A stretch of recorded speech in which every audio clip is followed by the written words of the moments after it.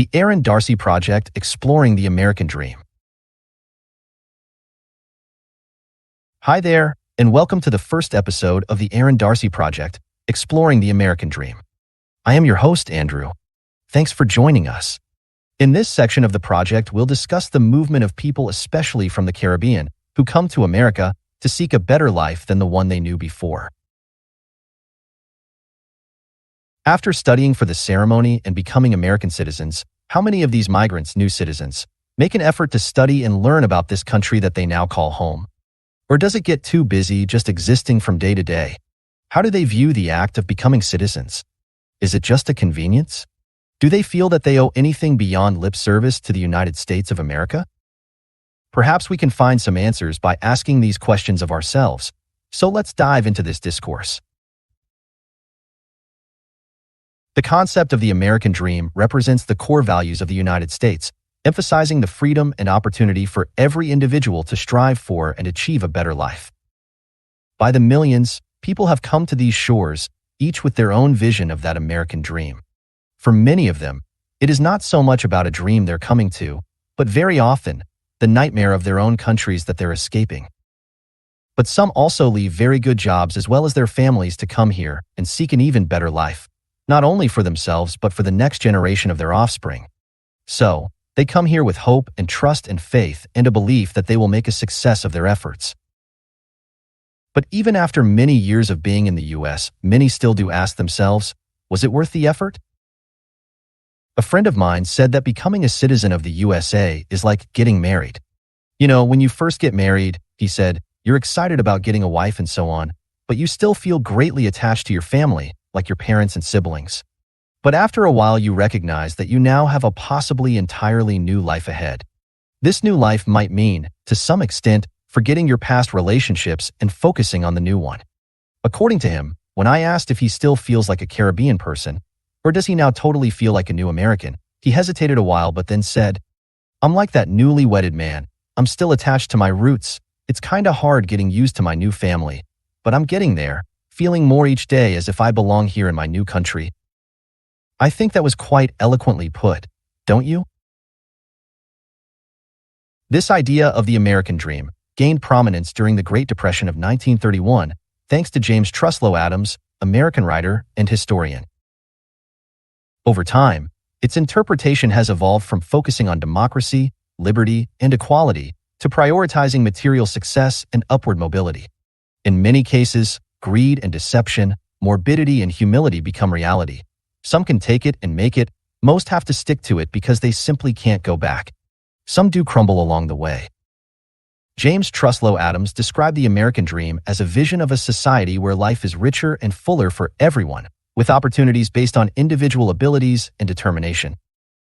He emphasized that it is not merely about acquiring wealth and high wages. Instead, it's about creating a social order where everyone can reach their full potential and be recognized for their efforts and sacrifices, regardless of their backgrounds.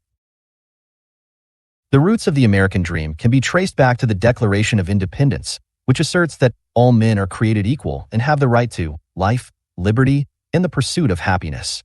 Similarly, the preamble to the American Constitution aims to, quote, secure the blessings of liberty to ourselves and our posterity, end quote.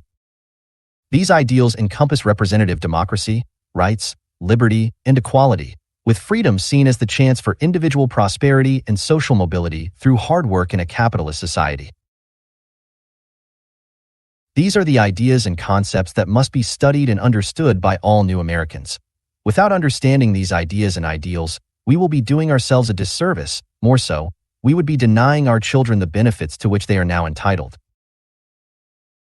Recent evidence suggests that social mobility in the United States has declined, while income inequality has increased. Social mobility is now lower in the U.S. compared to many European countries, particularly the Nordic nations. Despite this, many Americans believe they have better chances of social mobility than Europeans. In the 2020 Global Social Mobility Index, the U.S. ranked 27th. A 2020 poll revealed that only 54% of American adults felt the American dream was attainable for them, while 28% did not. Black and Asian Americans, as well as younger generations, were less likely to believe in the attainability of the American dream compared to whites, Hispanics, Native Americans, and older generations. Women also expressed more skepticism than men. Belief in the American dream often inversely correlates with national disillusionment rates. Critics argue that American culture overly emphasizes materialism and consumerism, or unfairly blames individuals for their lack of success. Others highlight the labor movement's role in realizing the American dream and building the middle class. The meaning of the American dream has changed over the course of history and includes both personal components such as home ownership and upward mobility, as well as a global vision for cultural hegemony and diplomacy. The origins of the American dream can be traced back to the colonial fascination with frontier life. In 1774, John Murray, 4th Earl of Dunmore and colonial governor of Virginia, observed that Americans always believed that the lands further west were better than those they had already settled. He remarked that even if they reached paradise, they would move on if they heard of a better place further west. This idea of the American dream has continually evolved.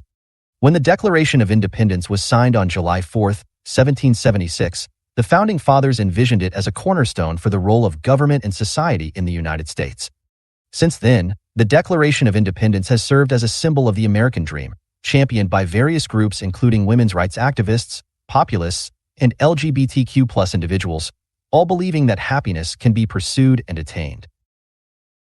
The U.S. Constitution, while not as mythically resonant as the Declaration, provides the backdrop for all American dreams. Despite differing views on its scope, most Americans agree that their national government is legitimate as long as it allows for a fair playing field of dreams. Many doubt the government fulfills this role, but few doubt it should. Many educated Germans fled the failed 1848 revolution and came to America. The 1848 revolution was initially part of the revolutions of 1848 that broke out in many European countries. These immigrants from Germany found the United States to be more politically free than their homeland, which they saw as hierarchical and aristocratic. One such immigrant noted, "In America, there is freedom from despotism, privileged orders, monopolies, intolerable taxes, and constraints on belief and conscience. Everyone can travel and settle wherever they please without police interference." Another noted that honor is based on fidelity and merit, not wealth. The rich and poor stand on equal footing, and scholars are not above humble mechanics. Wealth and real estate do not confer political rights above those of the poor citizen. There is no nobility, privileged orders, or standing armies to weaken the people's power, nor are there idle public functionaries. Above all, there are no kings or corrupt courts claiming divine rights of birth. In light of recent political developments, however, we may question whether these ideals still hold true, and this is why we as new Americans need to keep abreast of such developments and participate in the American democracy. The discovery of gold in California in 1849 brought a rush of fortune seekers, giving rise to the California dream of instant success. Historian H.W. Brands noted that this dream of quick wealth became a significant part of the American psyche after the gold rush. During the 18th century, Americans sought new sources of wealth and travel opportunities. Immigration history must consider gender and race experiences, as economic and political agendas often conflict. Understanding global tensions and events outside the United States provides a broader historical perspective. After 1776, the U.S. became part of global connections, enhancing marketing opportunities. Let's look at the complex relationships between global integration and American history. Transnational networks are not the only story. Alongside global integration were efforts to assert national distinctiveness amid growing global competition. Americans responded to these pressures by striving for national economic independence to maintain political and social independence. This created tension between global economic integration and national political and economic agendas, such as enhancing national security through a strong industrial and financial base. Historian Frederick Jackson Turner, in 1893, proposed the frontier thesis, suggesting that American democracy and the American dream were shaped by the frontier. He emphasized the process of the moving frontier line and its impact on pioneers. Turner argued that American democracy, egalitarianism, and a lack of interest in high culture and violence were primary results of the frontier experience. He stated that American democracy was not born from theoretical dreams, but emerged from the American forest gaining strength with each new frontier. Turner's thesis suggested that the American frontier established liberty by freeing Americans from European mindsets and eroding old customs. According to Turner, this frontier required no standing armies, established churches, aristocrats, or landed gentry. Frontier land was free for the taking. Turner first presented his thesis in a paper titled The Significance of the Frontier in American History at the American Historical Association in 1893. But what, might you ask, has all of this got to do with the migration of Caribbean people to the U.S.? Well, the answer is this. The more you know about the history of the U.S., your adopted home, the better equipped you will be to understand and make use of the opportunities that are open to you. Turner's emphasis on the frontier's importance in shaping American character influenced countless scholarly histories. Turner's ideas gained wide acclaim among historians and intellectuals. He elaborated on his theme in advanced history lectures and essays published over the next 25 years, culminating in his work entitled The Frontier in American History. By the time of Turner's death in 1932, 60% of leading U.S. history departments taught frontier history courses based on his ideas. But, once again, how does all of this affect Caribbean people? Let's look at that. I know that Guyanese during the 1970s and 1980s fled their country because of the decay of life, liberty, and any chance of upward mobility. During that same time, some persons were sent to the U.S. on scholarships by the PNC government, and many of them chose not to return to their homeland but stayed in the U.S. and made a good life. But while similar political and criminal violence in Caribbean countries contributed to some of their citizens migrating to the U.S., the story of Caribbean immigration to the USA began several decades before. During the first 3 decades of the 20th century, Caribbean migration to the United States increased significantly, with nearly 100,000 West Indian people residing in the country by 1930. They constituted the majority of colored migrants to the U.S. at that time.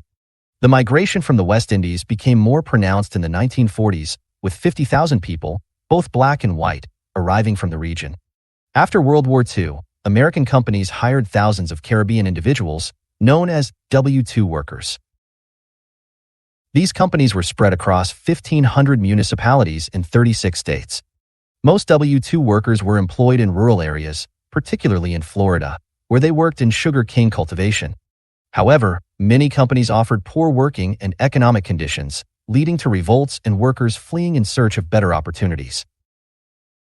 Historically, immigration from the Caribbean, Central America, and South America to the U.S. was minimal before the 1960s. After 1965, many Caribbean farmers migrated to the U.S. due to job losses in the Caribbean, as the region shifted from agriculture to tourism and urban sectors.